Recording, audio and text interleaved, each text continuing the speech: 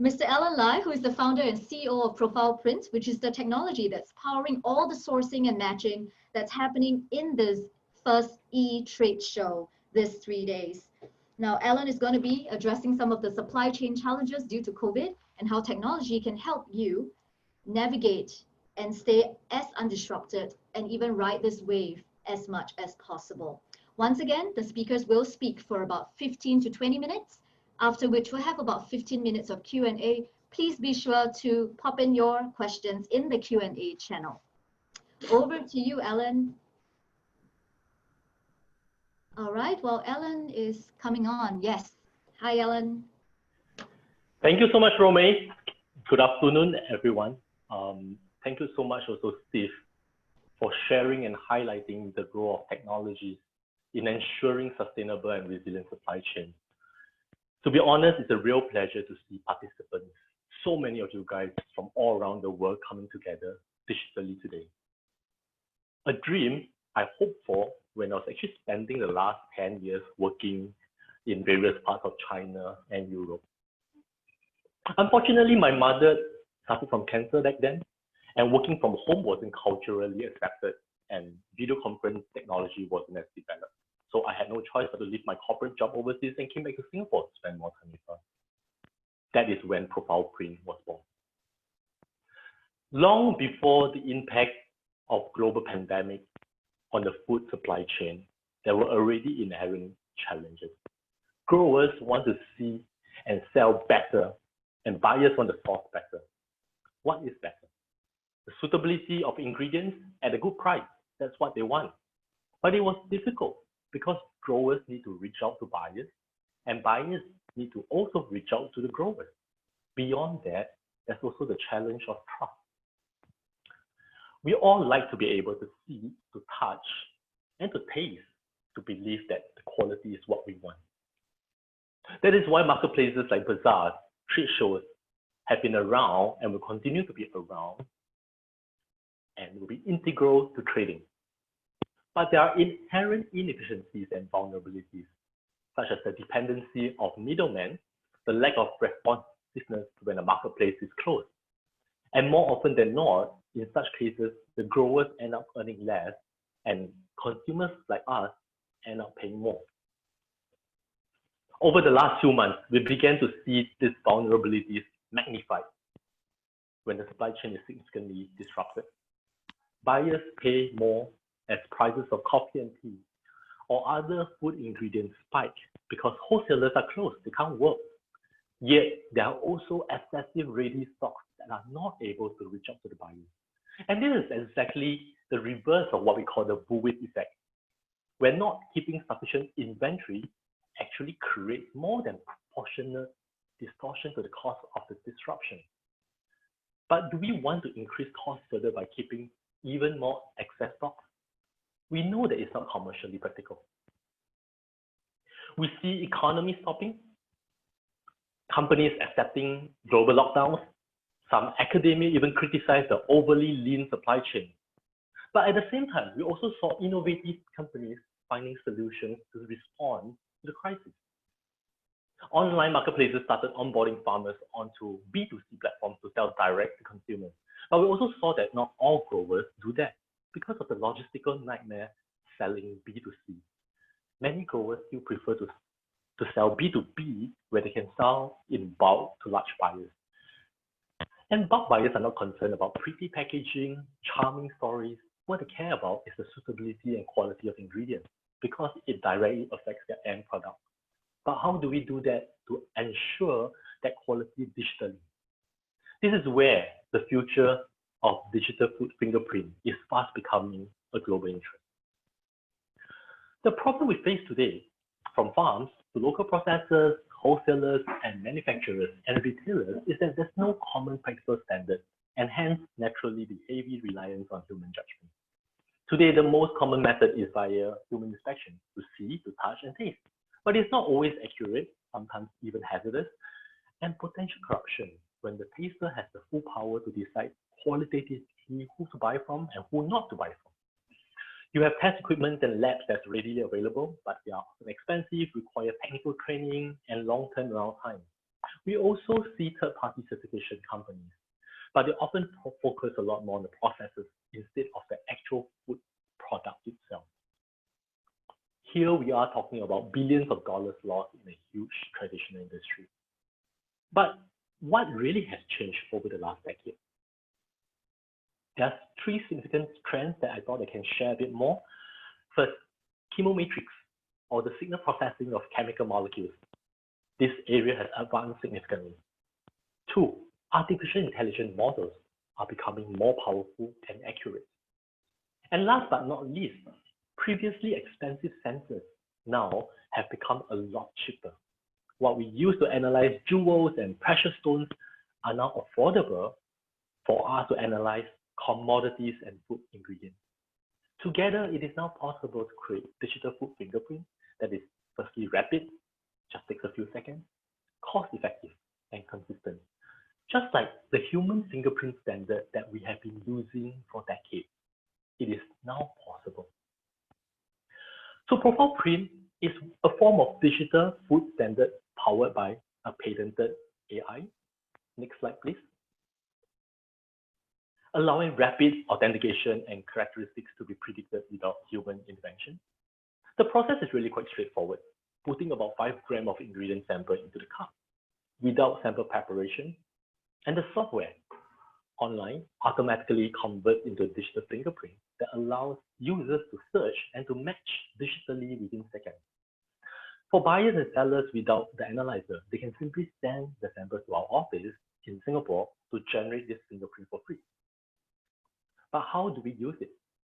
Products are tagged with a unique fingerprint and listed on the ProfilePrint exchange that you're seeing today that support the future tea and coffee website today.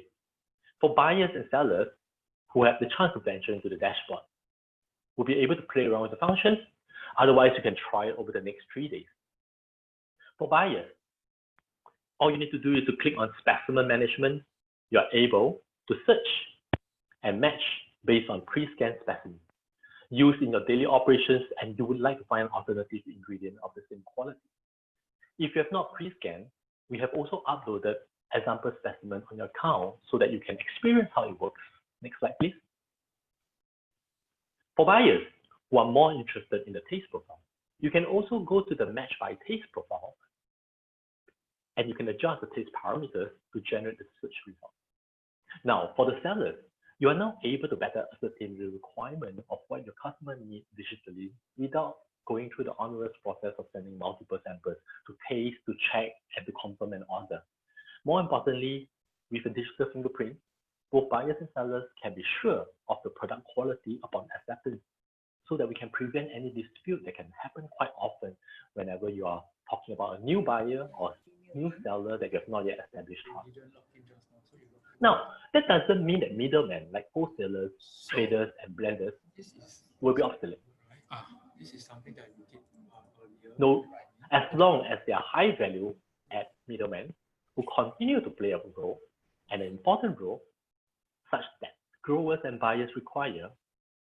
For example, blend formulation, quality assurance, and economies of scale, they will be able to leverage on the digital fingerprint to better the business processes. But it is possible for low value adding middlemen to face challenges in the future. So in the next few slides, I'm just going to share a bit more the type of food ingredient with different use cases. First, we have a coffee partner in Indonesia who shared with us 2 challenges they face today. And I think a lot of audience today are actually traders as well as buyers and sellers of coffee. And I think you might be facing the same challenge.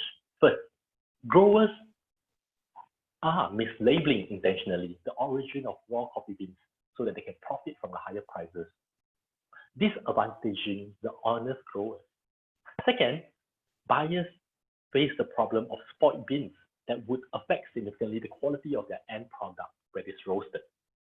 But both of these problems are not easy to solve at the raw bean level. For experts who are in the audience today, we know that it is not easy to tell by looking at the raw bean because there's hardly any distinguishable visual characteristic that's accurate. As such, we tested 80 raw beans from different origins. And despite looking visually very similar, we realized that the fingerprint is able to allow users to know the differences rapidly and to also know that the beans have already been pre-fermented or spoiled. By doing that, there's no longer the risk of buying something that's wrong and only finding out after spending time and money roasting the coffee bean and getting your taster to taste it. So that is one area where we have applications for the coffee bean industry at the upstream level. Now, the next case study, wine. Yes, today we're talking about tea and coffee, but in the F&B space, wine is one of the largest traded commodities in the world. And wine is traded very, very similarly to tea and coffee. Often businesses buy directly from farmers to develop their own blends unique to their brands. That has been practiced for years. A pilot was conducted with 40 samples to ascertain if ProfilePrint could identify firstly the different varietal by just a quick scan. And secondly, among the same varietal, for example, Cab Sav, are we able to tell the differences via the fingerprint results? As you can see on the chart, the result is very positive. Last but not least, the last case study, we have been discussing a lot about natural products, coffee, tea, cocoa, plant-based products. What about the potential of fingerprint for food additives such as flavoring? Today, flavor manufacturing companies use huge machines such as gas chromatography that cost a few $100,000. You need to train your staff to ascertain and to assess the processes as well as the raw ingredient and end product. That is extremely important because flavoring are so concentrated that a small error in production can affect the taste of the end product significantly. However, the cost and turnaround time means that they would rely a lot more on human tasting rather than the machines that they use. And that involves sample preparations, mixing the water, physically tasting it, and a lot of time taken. So ProfilePrint AI model was tasked to learn from the tasters by picking up how they qualify whether the product passed or failed. We then analyzed 4 batches of the same flavor variant. Within seconds, it was found that one of the batches did not pass the standard. As you can see in the chart, one of them is reflected very different from the rest of the past quality. So when we tested it using the big machines, the GCMS, we saw that the quality was indeed significantly different from the others. And that means that you do not really need huge machines to tell the difference as long as the fingerprint has changed. There are many reasons why fingerprint has changed. It could be a production error, it could be a freshness issue, or it could simply be caused that production itself, right, would have been adulterated accidentally or intentionally. There are many examples that we can share with the audience, but I personally think that AI, fingerprint technology, can never replace humans in the next 10 years, but it can definitely help humans to be more productive and efficient. The future of digital full fingerprint is only limited to the human creativity on how we can use this technology. And I don't think an AI model can be developed to think about how an AI can be used. So only humans like you and me sitting here will be able to play this role, fortunately. Thank you so much. Thank you very much, Alan, for that. I think that there was a lot of detail on how ProfilePrint actually works. And again, this 3 days, you have free access to the B2B exchange, so be sure to check that out as well. Now, Alan, I had some questions. I'm sure that, I mean, you ended off by talking about human, right? Human mindsets, and humans are often one of the primary factors to blocking or slowing down the adoption of new technologies. I wonder, what are some of the more common misconceptions or concerns surfaced by your potential customers when you try to introduce ProfilePrint to them? Naturally, whenever we have new technology, there's 2 aspects that is critical for the adopters of the technology. One of them is that the technology is new. There's a learning curve that one has to get used to it, click on the button, knowing exactly when your antivirus blocks it and you need to whitelist it. So these are very common technical issues that we have to overcome. Secondly, it's something that is more intrinsic to the human behavior. Is that if you've been doing this for many years, all our life, or the last few centuries, it is extremely difficult for us to change culturally. And the example of most of us who used to be traveling or working overseas and not really working from home or working overseas, even though technology was more or less ready, it's really because culturally, it's not so easy to accept that we change the way we do things until something happens. Like in this case, when COVID happened, it does allow us to actually see the magnifying effect of the disruption for us to want to do something about it. Any other misconceptions that tend to, or questions that they tend to ask you? Yep. So the key, one of the key misconceptions that we often receive is that when we send our samples over for testing, or when we have a machine that tests it, does it identify every single molecule, even to the level of knowing my blend, my secret formula, such that my trade secret is now released? So I think this is a very important point, because firstly, the technology analyzes the signature, but it doesn't analyze exactly what's inside. Meaning that big machines like GCMS, you can know exactly what kind of acid, what kind of molecules there is. But what we do is very similar to the human fingerprint, where you only see the shape of your thumbprint. But what does it correspond to? It only tells you that unique signature that corresponds to something. And that allows us to do the matching. But that doesn't allow us to know the exact formulation, the actual blend, or the actual product that is being made. I think that gives a lot more assurance when adopters are trying to see whether this is something that impacts onto their trade secret. So I think these are the main areas that we see quite a number of questions that early adopters have been asking us. And that's totally understandable. Yep. Very valid concern, isn't it? Because that's often that secret formula, as you mentioned, that they have the right to protect. Alan, before we move on to some of the open Q&A questions, quick question, just to be clear in layman terms so everyone understands, what can ProfilePrint do for businesses and what can it not do yet? So there are two aspects of ProfilePrint. One is the platform that we see today. So the platform essentially is a buy, sell, trade platform that is being powered by ProfilePrint, allowing buyers to be able to have more assurance that this quality is indeed what they want without even touching or tasting the sample. Sellers in the same way can also now know what kind of products that the buyers want and able to match them more accurately. So this platform is powered by ProfilePrint, but the other part of it is when customers see very specific use cases. And that's when they contact us and we develop what we call the tier 3 model, which customizes based on their needs. So we do have very interesting case studies. Some cover under NDA that we can release to you, but over here, I'm going to share just a few examples of what kind of interesting use cases and applications that we have done to customers. We have shared 3 case studies earlier on.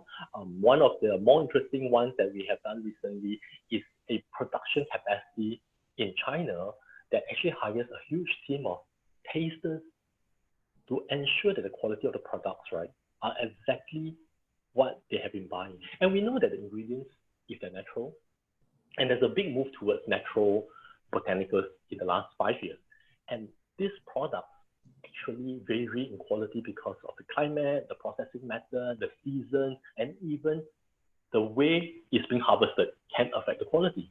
Because of that, the whole team of people, what they do is literally tasting to assure that it's within a certain boundary before they send it to production facility. That is extremely important because the brand impact is important for them and they want to make sure that the products are consistent. So what we did was to learn from the tasters, and we are able to very rapidly speed up this process by doing a pre-screening, and that is something that they see first value. But more importantly, they realize that they have allowed the company to do proper knowledge management.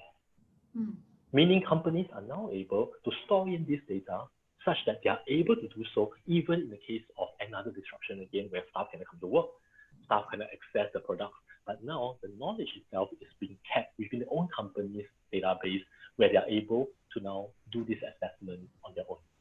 So this is one of the examples. Another example that I thought would be interesting to share is actually what has been trending quite a bit over the last few years, especially when we talk about food safety and food security.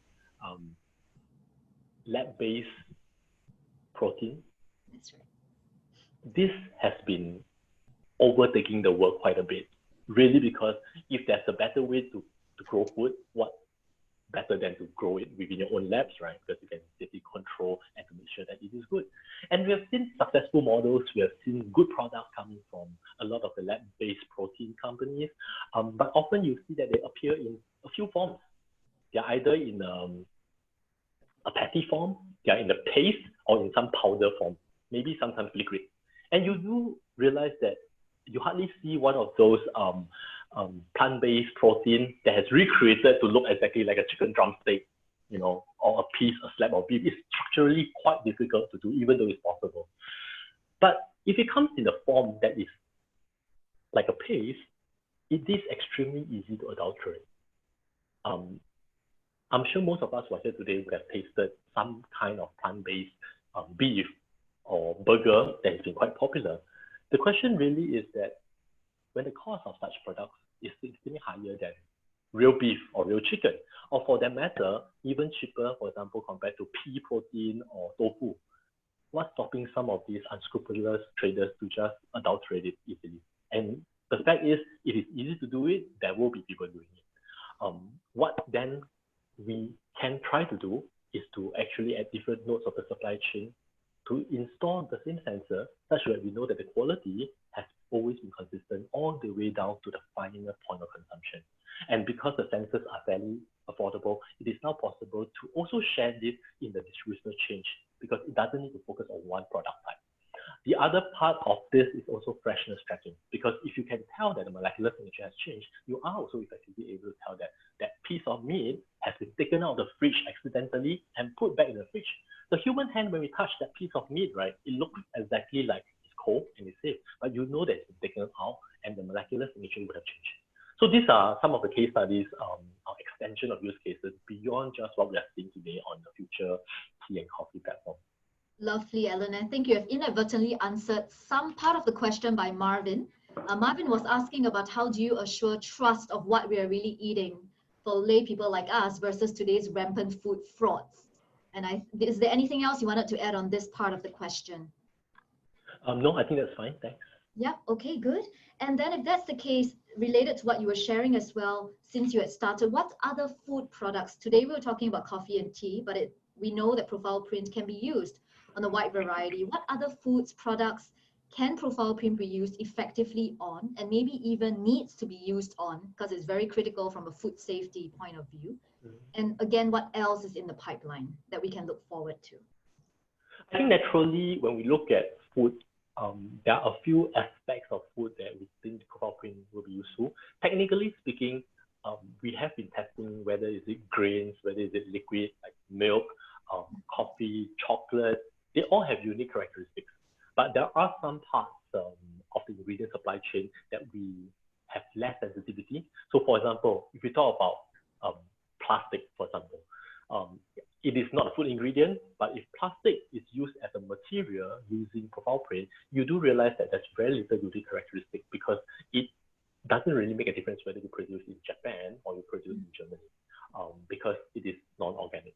So some of these products will have less characteristic, whereas if you talk about coffee bean, that same coffee bean, even they are the same Arabica from the same family, but the way they're grown on different elevation, different climate, would ultimately contain very different fingerprint that the AI is able to recognize and hence tell the difference. So this is one area where some areas we have limitations in doing, but a lot more that we have been doing now move on from food ingredients to also potentially material analysis. So material like fabrics, material like certain ingredients that is important, such as soy. So it's not easy for us to tell whether a soy is good soy or bad soy. Some experts are able to tell straight away that this will not, be used to a plant.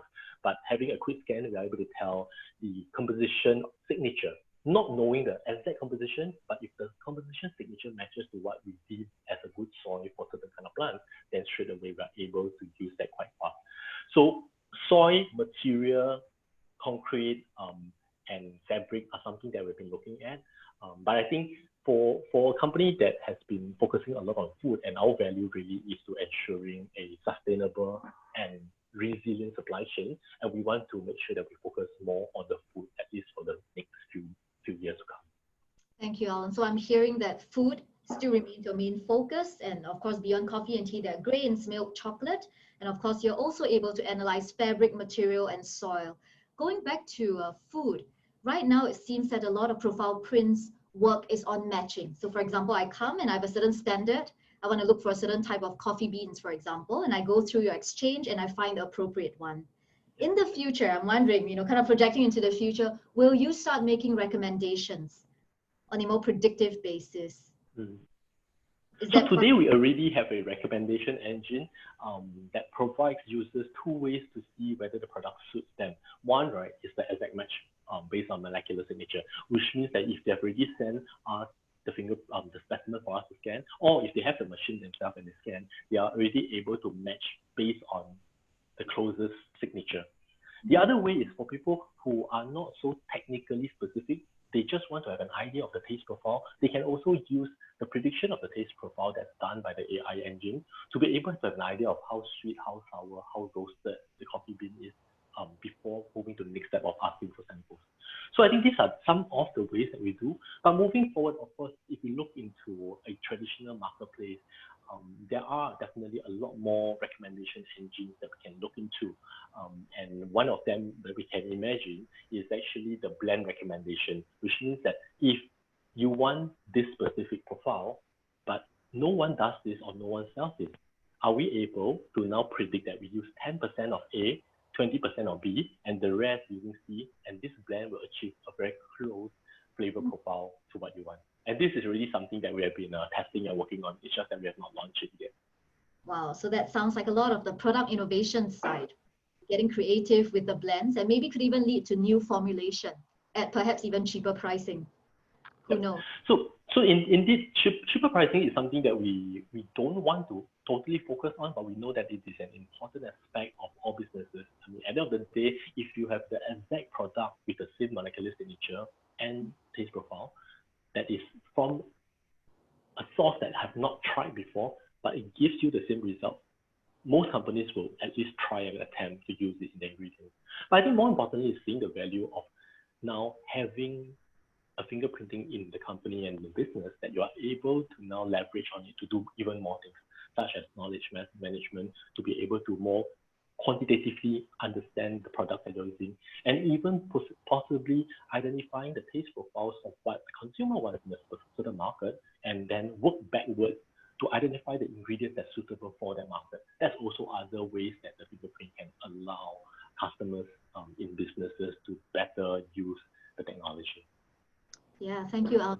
I wanted to backpedal a little bit because you did talk earlier that you can also do fabric, material, and soil analysis. We have a question from Astri saying that if this technology can find the configuration of DNA or of Robusta coffee from fragrance and flavor, how about texture material, for example, particles, scratches, or metal objects? Are you able to? So interestingly, maybe, thank you so much, Astri, for the question. We don't go to the level of identifying DNA because DNA is only part of the molecular structure of a matter. So for example, if you look at the coffee bean, DNA only plays a small part, but significant to represent the product. What we do is we look at the bigger mass of all the molecules at a chemical level and identify the signature that corresponds to that, which makes it hence a lot faster because we know that DNA analysis has been around, has been quite accurate, but it takes quite a bit of time to analyze and you need lab equipment for you to do that. So we don't look at DNA, we actually look at the molecular signature. That's number one. So texture and material, and this is very important because if the fabric has been created molecularly in a certain way, then naturally the signature will look different. So we are hence also able to tell differences such as, like you said, a scratch or potentially material changes or adulteration or quality differences, even though they're not food. So there is a lot of potential in this area. And maybe just to share a bit on during the early stages of COVID-19, before we had the plastic face mask, the paper face mask was in shortage, and we were actually asked by authorities to look into ways to do rapid assessment of quality of face masks, because we did realize that a lot of face masks on the market, they don't even have the inner layer that can prevent viruses or bacteria from entering, and they're just selling literally material as lousy as your old cotton t-shirt. And for the most of the laymen, you won't be able to tell that when you're wearing a mask like that, you're actually just allowing bacteria and viruses to go through your body. So that's essentially some of the use cases that we are potentially able to do. Thank you, Alan, for that elaboration. Now, I have another follow-up question from Estri. So in short, does AI help us to identify which are the real or fake coffee blends? That is always a very interesting question. The question I would always ask back will be, what is real and what is fake? So if a coffee blender creates their own blend, and that is their own formulation. Now, if another company claims that I'm selling the same thing and they use the same logo, if we identify the ingredients and it's not the same, we know that's a fake. And in fact, that's what a lot of companies are doing. But in the case where you know that this product was grown from a certain location in Sumatra, who are we to tell you that's real or fake? So we don't want to get involved in the game of real or fake, but we want to play the role of helping you to match better. So we do have a customer that came to us because in China and in developing parts of the world, there's been alcohol fakes. And you know, it's quite common and fairly easy for you to get an old bottle, fill in the alcohol bottle with any alcohol. As long as the color looks almost the same, they can pass it off and sell it in the restaurant or in the bar. And that was something that we are able to quite rapidly tell the differences, because there is already an established product with a consistent signature. So what we did was anything that we match against what we call the control, and if it's not the same, then we know that something is wrong. Of course, there are always slight variation due to temperature, due to production quality. We remove all that variation, and if it's still very different, then we know it's fraud. So that's something that definitely we're able to do. Mm-hmm. So it sounds like where there are very clear, established, and internationally recognized standards, then that level of authentication can be done. But otherwise, you are leaving it to industry to advise you on what is real and fake, because they are the real experts, right? Correct. Exactly. Wonderful. Well, there's some technical question here by Gotnam saying, are you able to find the TFTR, TPC, caffeine, etc. from a finished tea with ProfilePrint? Gautam, very good question. In fact, in the end of the presentation, really, the future of digital fingerprint is limited really by the human creativity. And it is with use cases from our customers, they come to us and tell us that I want to try this or try that, that will be able to ascertain whether we are able to tell these characteristics. Basically, taste profile, nutritional value, origin, all these are possible because you have unique characteristics that can be actually extracted when you look at the signature. And as long as TFTR, TPC, and caffeine also have a unique characteristic, then it will definitely be able to be done. So this is something that, to be honest, we have not tried before, but there is a good chance that if the quantity are of a certain amount, meaning that if it's not at a ppm level or ppb level, then we should be able to see a signature difference. So one of the examples that we do is actually for flour. We know, I mean, for people who bake, you do know that for flour, it is actually extremely important in terms of the amount of protein and carbohydrates level. If you're baking a cake, the kind of flour that you use will be very different from using the flour that you use to bake a bread. Well, that's something I just learned recently over the COVID circuit breaker period. But that itself could be identified because we have trained a model to identify what is the signature for protein and what's the signature for carbohydrates. And hence, we are able to quite accurately tell that this is how much of carbohydrates or how much protein. So in the same way, we can possibly run that also with other characteristics that we're trying to profile. So my suggestion for Gautam is, if you're interested, reach out to us. We are more than happy to continue the discussion. Absolutely. Gautam sounds like he knows exactly the technical specificities of what he's looking for, especially in black tea. And I think for some of you, you had specific questions about how you can maybe get in touch with ProfilePrint to establish some trust and explore it further. I believe the team will, if you reach out to the team in the chat, they will be able to reach out to you privately. And just a gentle reminder that also we will only be taking questions pertaining to the actual speaker live. So if you have any comments or questions for previous speakers, because they would have left the call, we won't be able to answer those. So be sure to ask us your questions when the actual speaker is on live. But otherwise, I think with that, We do have we more or less answered all of the questions. I think perhaps, Alan, do you want to take one last one? One just came in. Oh, sure. How accurately can ProfilePrint detect the substances in each product? And of course, we have a range of products here. All right. So maybe let me take a step back to answer the question. I think that's also very similar to what Gautam is asking in terms of the technicalities of it. Without boring so many participants listening to this talk currently, I would try my best to use layman terms to explain the technology in a simpler way. You have got one extreme that is very highly reliable, very accurate, and these machines are huge, powerful, and of course, naturally expensive. And that has been taking over the world for the last 10, 20 years, and these are extremely good machines. It is just that not all companies can afford to use them. Now, in the last few years, we have seen a lot of smaller machines that have appeared, microspectrometers, Gautam mentioned about NIR, and we are talking about different dipstick tests that can now be done using a very small machine. Now, the spectrum of analysis tools out there would also mean quality differences.